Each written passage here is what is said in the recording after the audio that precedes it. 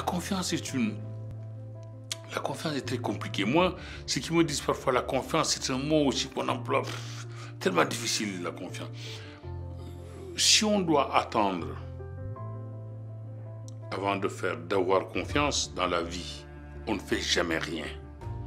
Moi, je pars du principe que pour faire, il faut simplement que quelques critères existent. Et on fera. La seule garantie que je me donne, c'est de ne pas mettre tous mes œufs dans le même panier. Voilà, c'est de ne pas mettre tous les œufs dans le panier. Si demain, vous vous comportez de manière pas nette vis-à-vis de moi, d'une manière totalement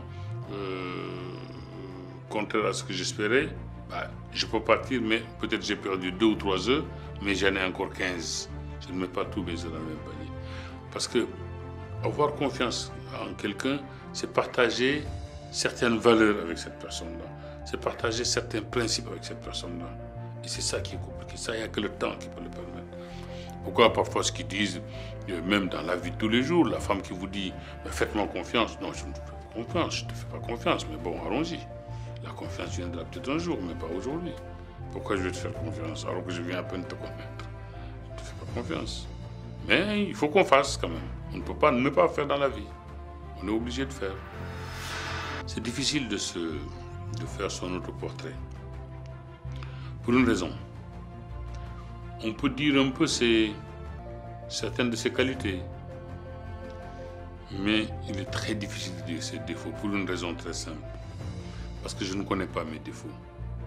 Contrairement à ce que je lis parfois dans les journaux, qualité, défaut, je suis un peu... je suis trop gentil, je suis trop rancunier, je suis trop ceci, ce ne sont pas des défauts. Le vrai défaut, c'est être sale. Le vrai défaut, c'est être hypocrite. Le vrai défaut, c'est être menteur.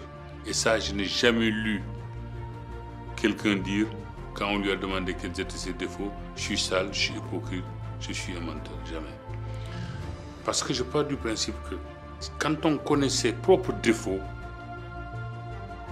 on doit tout faire précisément pour les enrayer.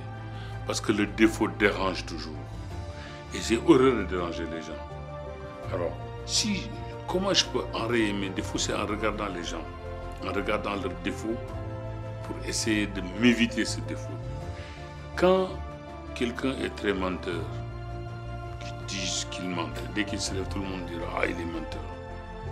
Je me dis ça, c'est pas bon. Donc, pour ma part, j'éviterai de tels mensonges parce que j'éviterai à l'avenir aussi d'être critiqué comme lui.